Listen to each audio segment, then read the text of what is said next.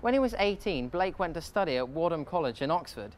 He was there for 9 years until he returned to Bridgwater in 1626 after hearing that his father had died. He tried his hand at a number of jobs before finally becoming the MP for Bridgwater in 1640. When Blake was an MP, he was always keen to try and cut down the power of the Crown.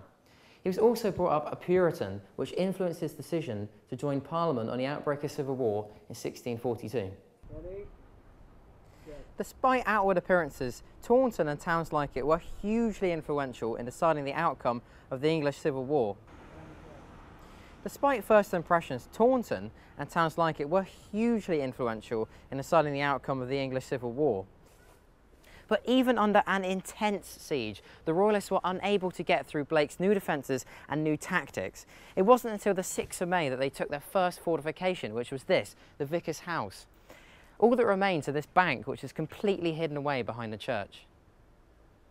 But even under an intense siege, the Royalists were unable to break through Blake's new fortifications and new tactics. It wasn't until the 6th of May that they made their first breakthrough, taking this, the Vicar's House fort.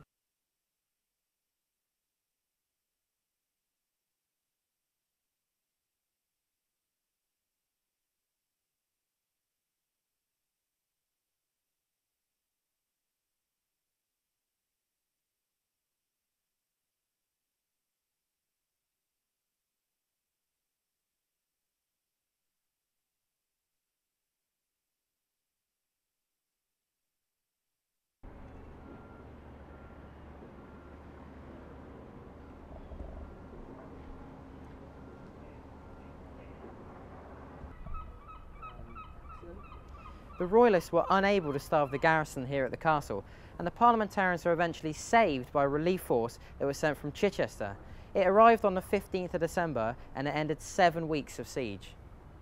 Blake fortified almost this entire street, so when the Royalists attacked through the east gate, his men could continually fall back to defensive positions along the road.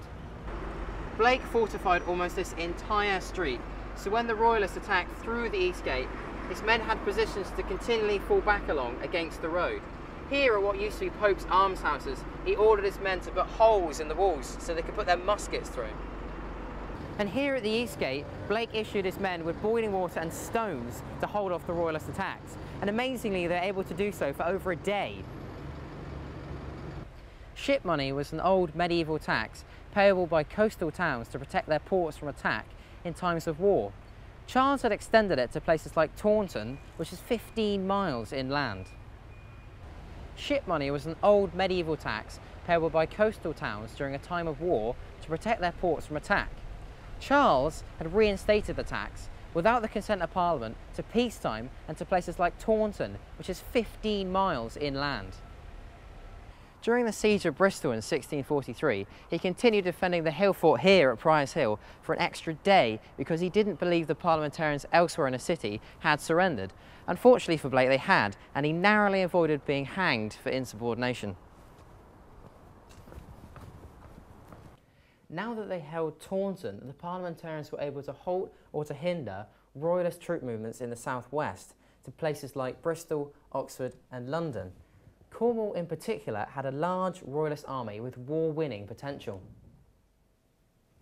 Now that they had Taunton, the Parliamentarians were able to halt or hinder Royalist troop movements in the southwest to places like Bristol, Oxford or London.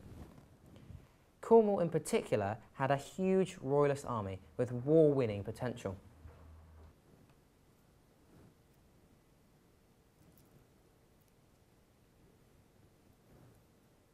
The national significance of the Parliamentarians holding Taunton was in occupying Lord Hopton's army, which was unable to join with Charles's at Naseby, the defining battle of the First English Civil War.